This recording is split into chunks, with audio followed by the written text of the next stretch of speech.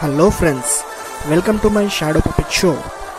In part 1, we have watched the birth of Lord Rama, Lakshmana, Bharata, Shatrughna, and we have also watched that the sage Vishwamitra had given the powerful Shastras to both the divine brothers.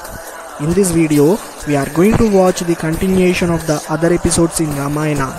So friends, it is my request you to watch the first part who did not watch before going to enjoy this puppet show. So friends, let's start this Shadow Puppet Show by learning some basic ethics through Ramayana.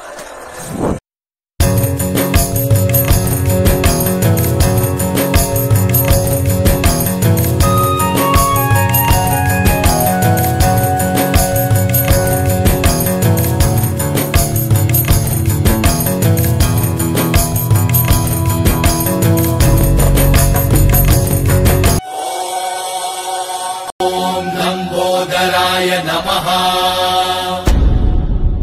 ॐ एकदन्ताय नमः ॐ बुद्धिदाताय नमः ॐ सिद्धिदाताय नमः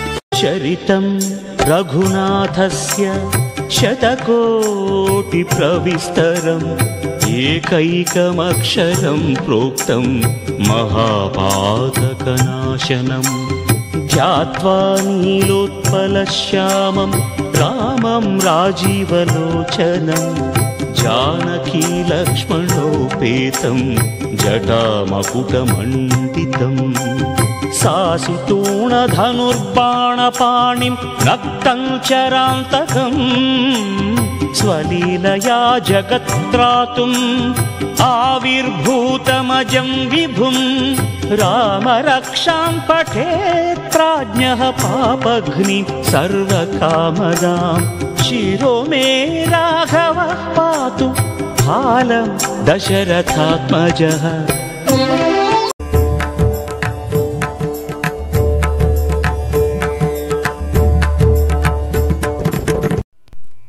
The sage Vishwamitra then took the young princess to the neighboring kingdom of Midila, which was ruled by King Janaka. There King Janaka announced his daughter Sita's Swayamvar. The test condition for the Swayamvar was to lift and string Shiva Dhanush, which was given by Lord Shiva. This bow was a very heavy one and most of the kings couldn't even lift it, even though Rama knew that he was strong enough to string that Dhanush. But he did not show his strength at Sita's Swayamvar till asked by his guru, sage Vishwamitra, to go and lift the bow.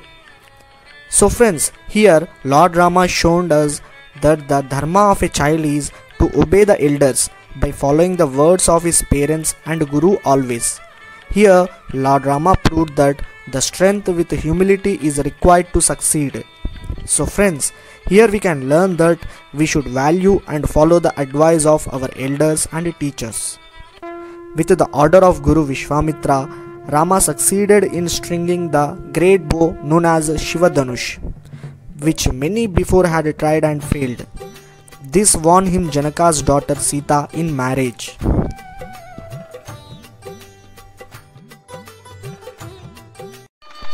Rama married Sita. Do you know friends? Rama was 6 years younger to Sita. Lakshmana was married to Urmila, the youngest sister of Sita. Bharata was married to Mandavi. She was Sita's cousin, as she was a daughter of Kushadwaja, Janaka's younger brother. Shatrughna was married to Shrutakirti. She was also the daughter of Kushadwaja. They all lived happily for many years. Dasharatha decided that it was time for Rama to become king. Everybody was pleased because Rama was a kind prince. However, Kaikeyi's maid Mandara was not happy. She wanted her queen's son Bharata to be the king. Mandara poisoned Kaikeyi's mind. Then Kaikeyi decided to ask Dasharatha for the two boons he had promised her. Kaikeyi demanded Dasharatha to make Bharata the king and send Rama away to the forest for 14 years. King Dasharatha was heartbroken, but he was bound to keep his promise. Then the helpless king exiled the Ram to the forest. So friends, here we can learn that do not promise when you are in happy and do nothing when you are in anger, as both will affect you in your life soon than later. Because his two promises to his queen Kaikeyi destroyed him completely. Rama left the forest without hesitation, accompanied by Sita and Lakshmana. The whole kingdom was in deep sorrow, and Dasharatha died soon after. Friends, here Rama makes us learn the importance of duty as a son. He obeyed the words of his father Dasharatha, though they were unfair. Without a second thought, Rama left for 14 years of exile in the forests for no fault of his.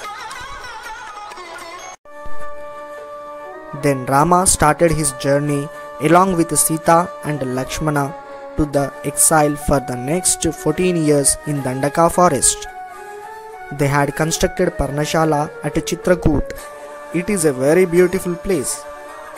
Lakshmana conquered his sleep during Rama's exile and stayed awake throughout those 14 years to ensure the safety of Ram and Sita. Lakshmana approached the goddess of sleep, Nidra Devi, and requested her to overlook him for the next 14 years. As Nidra Devi went and explained the situation to Urmila, she at once replied, "Give me my husband's share of sleep for the next 14 years, so that he can constantly stay awake without any stress." This is how Urmila slept day and night during the 14 years exile, while Lakshmana could serve Ram and Sita attentively. Here in Ayodhya, Bharata was horrified with his mother had done. He is extremely angry when he hears that Kaikeyi forced Dasharatha to name him as the next emperor of Ayodhya instead of Rama. Bharata did not accept his palace. He left his mother and started living a normal life after living all his luxurious life. It teaches us to always choose the right thing. So friends, here it's not that Kaikeyi hates Ram. It's just a desire to see her own son as king that led to the whole big story. Did she gain anything from this? She lost her husband. She stands a villain till date. Her son did not enjoy the role of king. So here we can learn the moral: do not be selfish and do not get carried away by what others say. Bharata met Lord Ram, his elder brother, to pursue him to be back from his exile. But Ram insists that Bharata follow their father's wishes and rule Ayodhya until Ram returns from exile. Then Bharata took Ram's footwear and placed it on the throne. He said he would rule till Rama returned. Bharata ruled Ayodhya, and he is an excellent leader, often referred to as the avatar of Dharma. Though Bharata was the king designate of Ayodhya during Ram's exile, it was Shatrugna who took care of the administration of the whole kingdom during Rama's absence. Here in Chitrakoot, Rama, Sita and Lakshmana lived in the forest amidst the beauty and peace of nature's treasures. Birds sang, streams gargled and flowers bloomed in thousands. One day, a terrible thing happened. A she-demon called Shurpanakha saw Rama. She liked the handsomeness of Rama. She falls madly in love with Rama and consequently becomes extremely jealous of Sita. She changed her demon getup to a beautiful woman, and then she asked Rama to marry her. Rama told her that he can't and to ask Lakshman to marry her. Even he refused and then she went back to Ram. After being refused for the third time, she got angry and charged for Mata Janaki. At this, Rama looked at Lakshmana and told him to teach her a lesson. So Lakshmana cut off her nose and ears.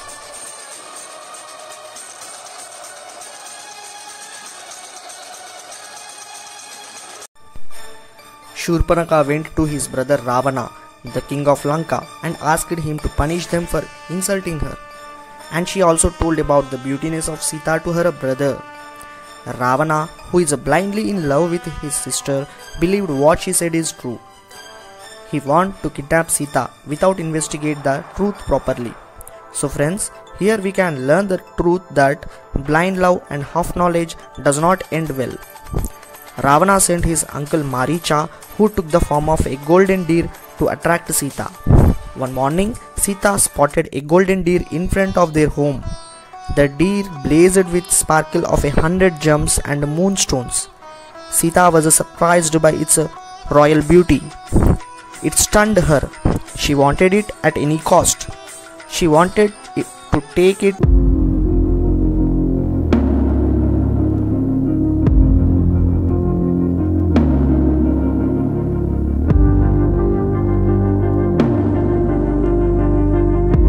Had no interest in it, went after it to please his wife.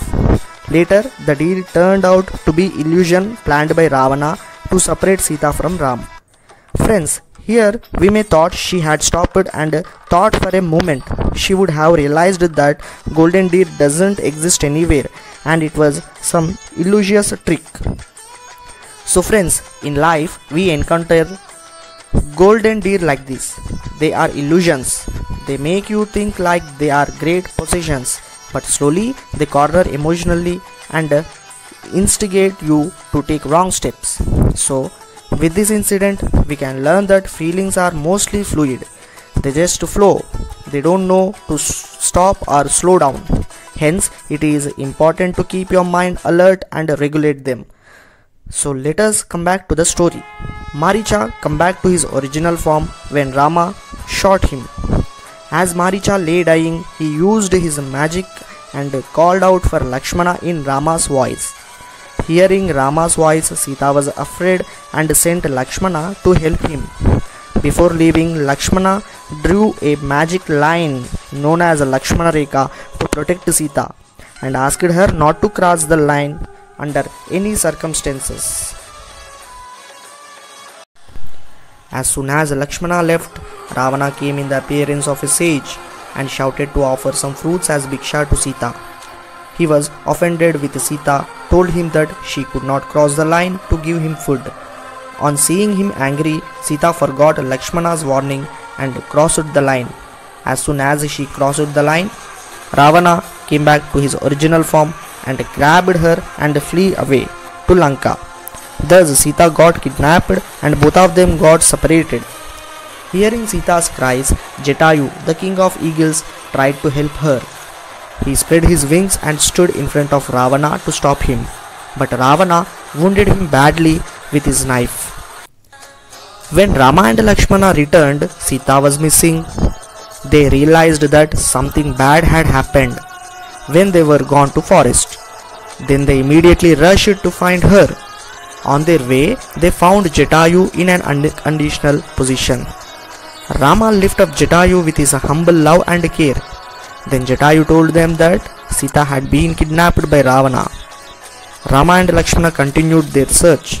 On the way, Rama killed the demon Kabandha, releasing him from a curse.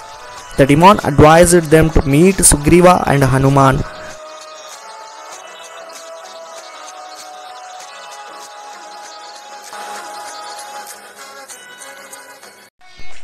Rama and Lakshmana were passing by the route in search of Mother Sita.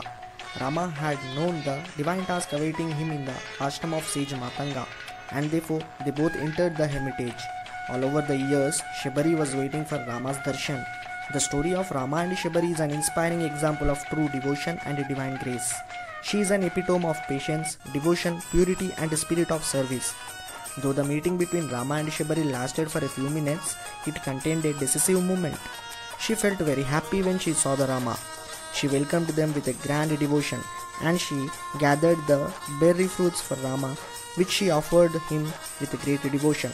In order to source the best ones, she would bite them and check before offering them to the Lord. Lakshman stopped him, saying, "Bhaiya, these berries have been tasted. You cannot eat this." Lord Rama took a berry, ate it, and said, "Lakshmana, these berries are so very sweet. I have never tasted berries as sweet as berries Shabari has given to me. When someone offers something to me in love, I accept it with a great joy." Rama, touched by her love, Rama then asked his devotee, "Ask me for anything that you wish. I am pleased by your devotion." Shabari prayed only that she be able to obtain pure devotion to her beloved Lord Rama. She received her Lord's blessings. She then, leaving her body and attaining to the eternal abode of her Lord Rama, she finally transformed into a river by the grace of Lord. Rama and Lakshmana took the demon's advice and met Sugriva. Sugriva agreed to help Rama. He asked his chief Hanuman and his entire army to help Rama. Among them, Hanuman, who was born to the Ram's service. Rama sent Hanuman in search of Sita. Then Hanuman went to Lanka by leaping the ocean and finally found Sita in Ashokavana, one of the gardens of Ravana's palace. He gave her Ram's ring and told her that Rama would come and rescue her soon. Then Sita felt happy by seeing Rama's ring, and in return she was given her Chudamani to Hanuman to give to Rama. Rava's soldiers caught Hanuman and took him to Ravana. Hanuman then asked Ravana to set Sita free, but Ravana refused badly. He caught Hanuman and set his tail on fire. Hanuman flew high over the city and left many parts of it in flames, and returned to Lord Ram and given the Chudamani to Ram, which was given by Sita, and took Lord Ram's blessings. Ram felt very happy with Hanuman's victory.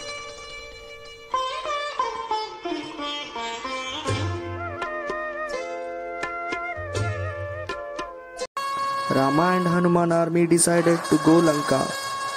Then they rounded up a huge army.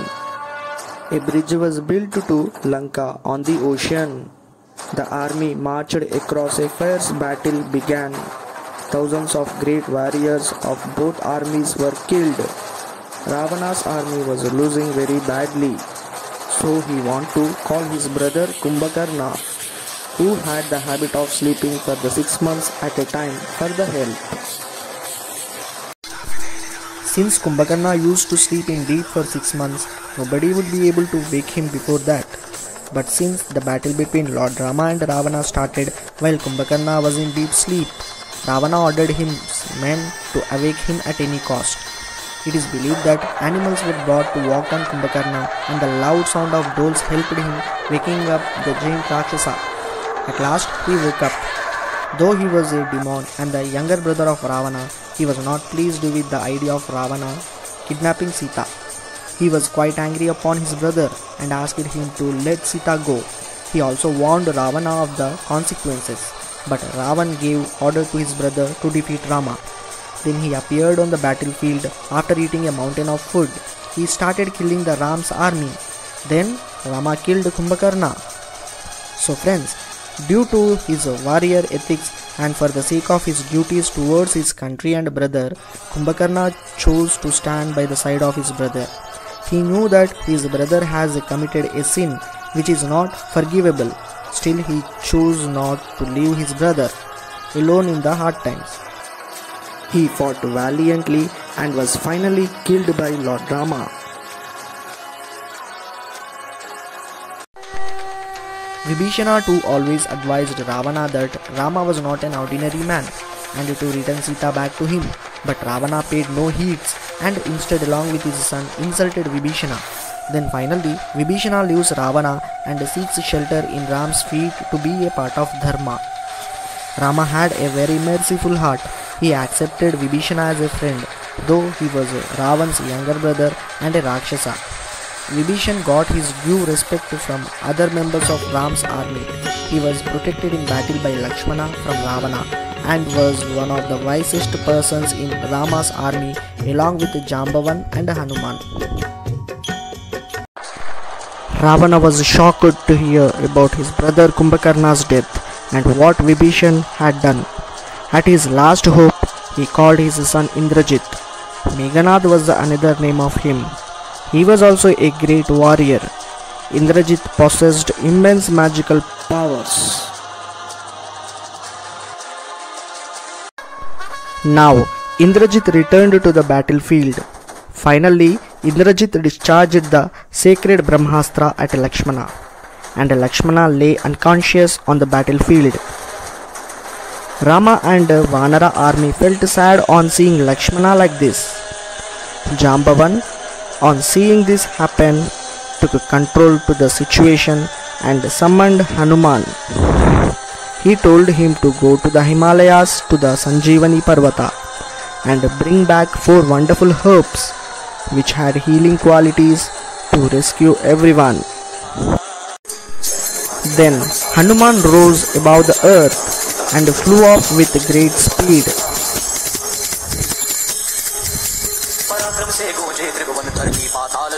When he reached the Himalayas, he saw the mountain that Jambavan had described, but he could not find the herbs. So he uprooted the entire mountain with all the herbs growing there and returned to Lanka.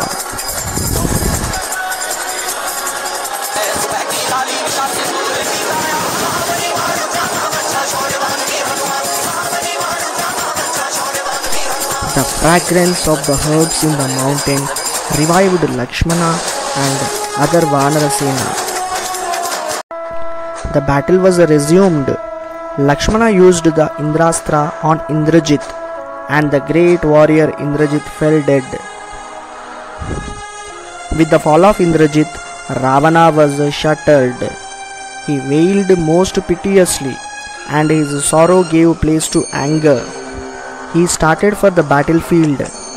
Ravana came face to face with Rama. Both Ravana and Rama were equally powerful.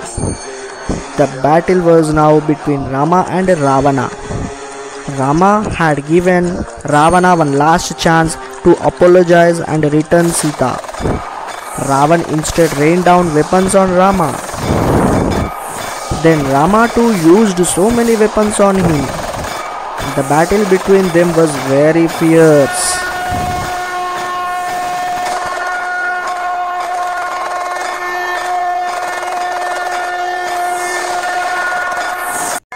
One by one, Rama cut off Ravan's 10 heads with his arrows. But no sooner was one head cut off than another grew to take its place. Despite all his efforts, nothing comes to kill Ravana. Finally, Ravan's brother Vibhishan told Ram that Ravan's weakest point was in his navel.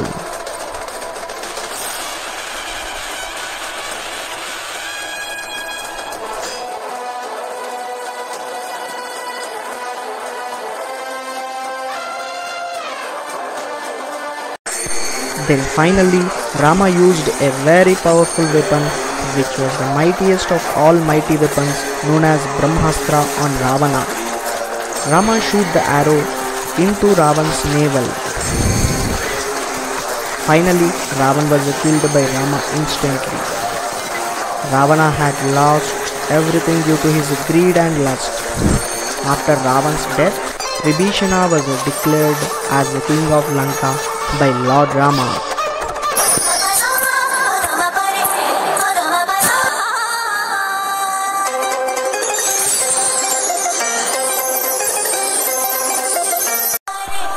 Rama ordered Vibhishana to bring Sita to the battlefield. Vibhishana brought Mother Sita to the battlefield, where she looks forward to joining her husband after enduring months of separation. But to Sita's rather shock and disappointment, instead of extending a warm welcome to her, Rama receives her with contempt and bursts out into an angry and harsh speech upon seeing her. He doubted the character of the woman who had spent 11 months in the palace of Ravana. He concludes by saying he is nothing to do with Sita anymore, and she was free to go wherever and to whomever she wished.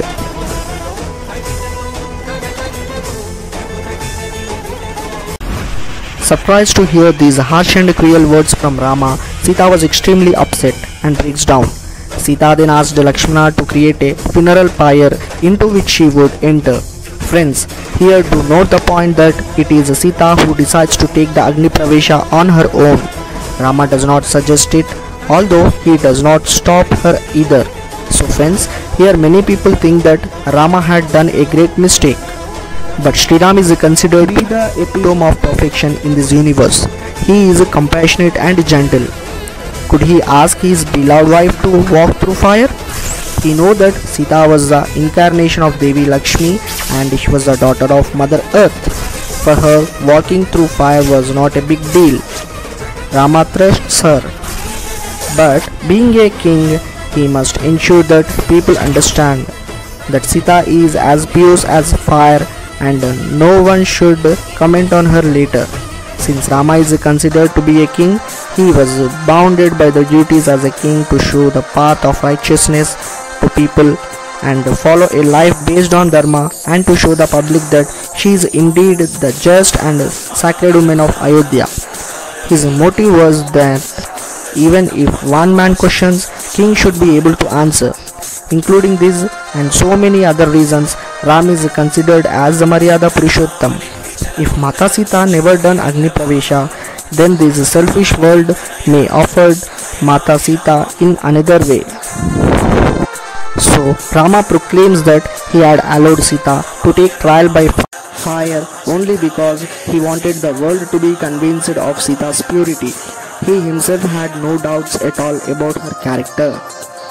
Rama wouldn't mind if the whole world misunderstood him or he was disregarded by everyone, as long as he was able to prove that Mata Sita's character was spotless.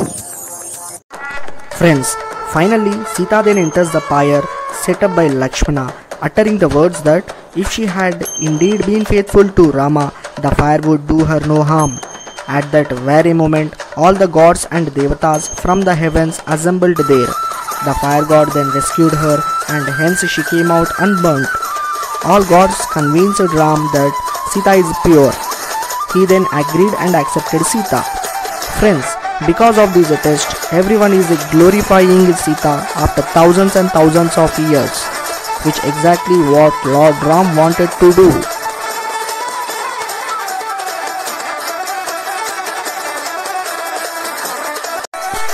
Sita's eyes sparkled with tears of joy as she was once again united with her husband Rama. She took the blessings of Rama. Rama too felt very happy for Sita's out of all sorrows.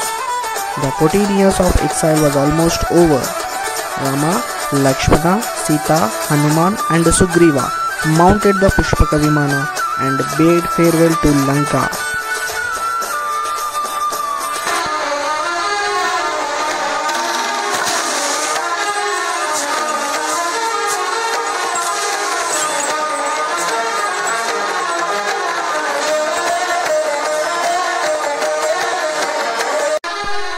The Pushpaka Vimana reached Ayodhya.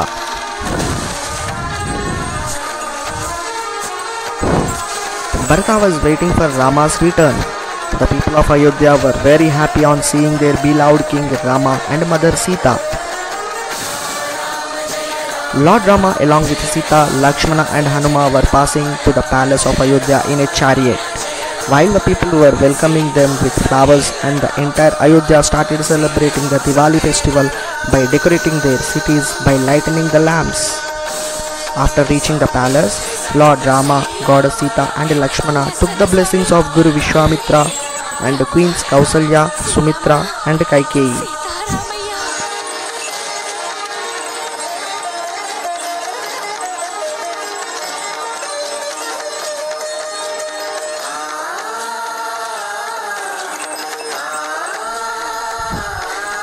Rama hugged Bharata and Shatrughna with a great love for ruling the Ayodhya in a great manner in his absence.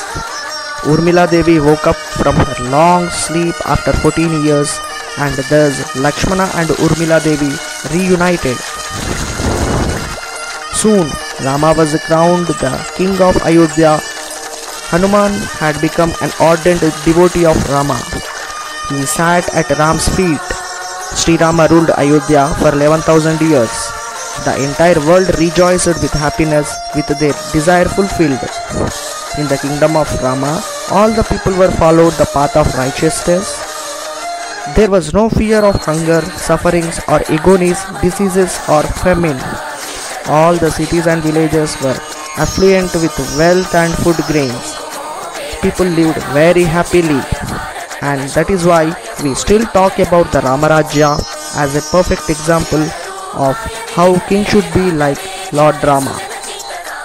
So friends, everyone should follow the path of Lord Rama for a better society. This is the sacred and holy story of Maryada Purushottam. It destroys sins and is equal to the Vedas. Friends, I hope you all have enjoyed this shadow puppetry on Ramayana. The Ramayana is not just a story which happened long ago. It has a philosophical, spiritual significance and a deep truth in it. Friends, it is said that the Ramayana is happening in our own body. Our soul is Rama, our mind is Sita, our breath of life force, that means prana, is Hanuman, our awareness is Lakshmana, and our ego is Ravana. When the mind is stolen by Ravana, the ego, the soul gets restless. Now the soul cannot reach the mind on its own. It has to take the help of breath, that means prana. With the help of prana and the awareness, the mind got reunited with the soul and the ego vanished.